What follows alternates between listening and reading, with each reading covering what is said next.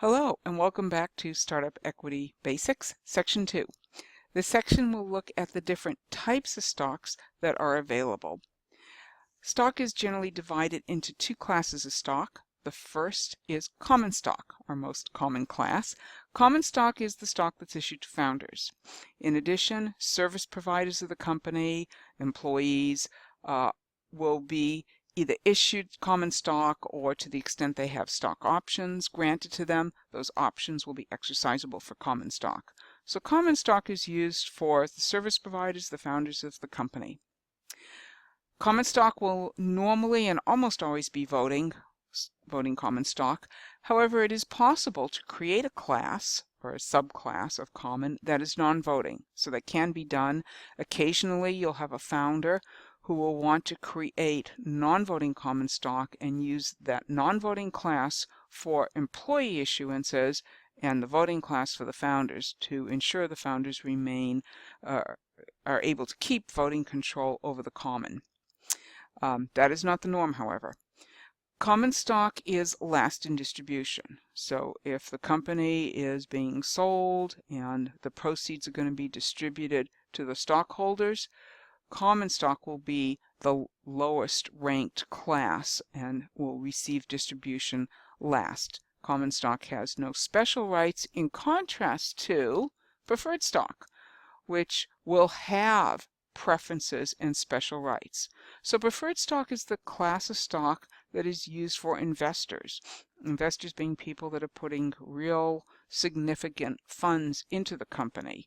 And preferred stock will have superior rights. There'll be special preferences and privileges that those investors will get.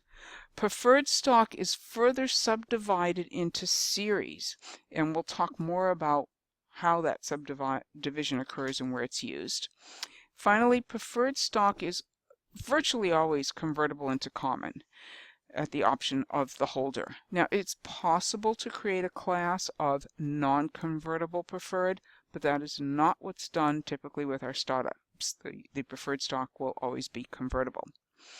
Okay, so what are some of these rights that we refer to in preferred stock? We're going to do just a brief overview of the rights and preferences and leave it to another course to go into a full in-depth session on preferred stock rights. But to give you a top-level look, one of the most important rights is liquidation preference. Liquidation preference means that the preferred stock will receive distribution first. They'll receive payment first before the common will in a liquidating event. So if the company is sold, acquired, if the company is dissolving or selling all its assets and distributing proceeds of that sale to the stockholders, there is a pecking order.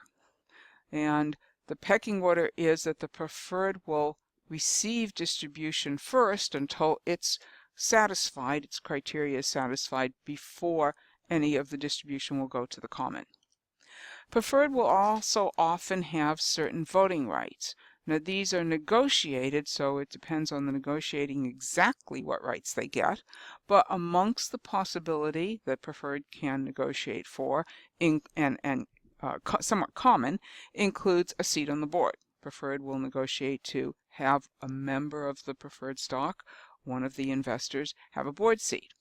Preferred will also negotiate to have the right to consent or the obligation for the company to seek the consent of the preferred before taking certain significant actions. This is a kind of a veto power. So before the company can go ahead and sell the assets of the company or merge or dissolve or do any of these large significant liquidation events, the company will have to obtain consent of some majority of the preferred. Another right that the preferred will often negotiate for is anti-dilution protection. So this is a protection if a future financing, a future investment round is sold to investors at a lower price than what the current preferred holders purchased the shares at. In that case, there'll be some adjustments made to the nature of the stock that they bought to compensate or to provide some protection against that dilution. Another frequent right is a future participation right or preemption right. This is a right for the preferred to participate in a future round. Not an obligation. They don't have to buy in the next financing round, but the company has to come to them and say, we're putting another financing together. Here's the terms. Do you want to participate? And they have the right to say yes and participate per their pro rata portion. A couple of other rights that are frequently found in a preferred stock financing include the right to receive certain type of financial information, balance sheets and income statements and other type of financial reports provided on an annual basis, some type of possibly on a quarterly basis, maybe budgets provided, and various other financial information at regular intervals. Preferred will also often negotiate for a right of first refusal over founder sales. If the founders or one or more founder wants to sell the stock that they own, the common stock, to a third party, before that sale can be completed, the founder has to offer the opportunity to the preferred to buy on those terms. Okay, now preferred stock is further subdivided into series. So each time the company goes to obtain financing, these are called financing rounds. The company decides it wants to put together an investment round and acquire a certain amount of money through this financing. Each financing that it puts together and closes will be a new series of preferred stock. So this class of preferred stock becomes subdivided upon each financing into a new series. Series A, Series B, and these series can be named anything. By convention, if you have a very early stage financing round that's a rather small amount of money, it may be called Series Seed. The next round could conventionally be called Series A, Series B. Sometimes you'll have series that are Series A1, A2, A3 because they're smaller rounds and similar. But each time a new financing is engaged in, it'll have a new series of stock that is sold in that financing. Series may and often will have different rights and preferences. So the rights and preferences negotiated in one series are certainly not necessarily the same as the rights and preferences that are negotiated in the next round, which is the next series. Series will have different prices. Each series will have negotiated a different price. Now, if the company is doing really well, its value goes up, and it can negotiate a higher price for its stock, so its next round, its next series, will be sold at a higher price. And this is called an up round. This is a good thing.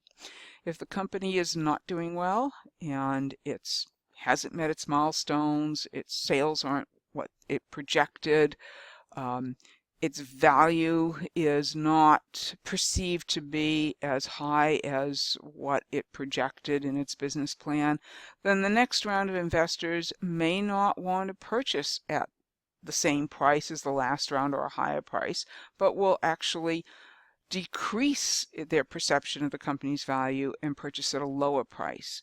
This would be referred to as a down round, and it indicates the company is having some difficulties, and it is not a good thing.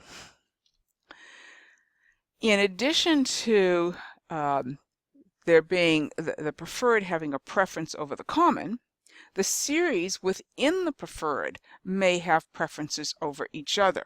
Again, these are priorities in distribution. So the pecking order that we're talking about, where proceeds are paid off to creditors first, and then after that they're paid off to the preferred and then the common.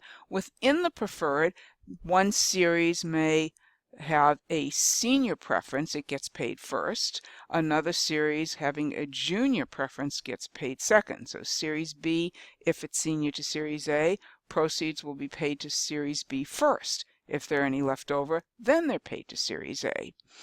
If two series do not have a preference with respect to each other, neither is senior or junior, proceeds get paid to both of them simultaneously pro rata, they're called pari passu.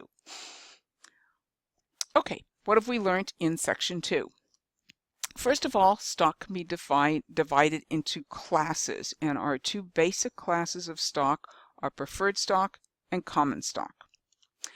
Further, the preferred stock can be divided into separate series. Each round of financing is going to be a separate series, Series A, Series B, or Series C, and so on. Preferred stock has a preference over common. This is important. In a liquidation, preferred stock will get paid first. Preferred stock has other rights. It'll negotiate for voting, certain voting rights, participation, and other rights. And finally, the series themselves can have priorities over each other in the liquidation, such that one gets paid off before another, or they can be pari passu. Okay, that concludes section 2.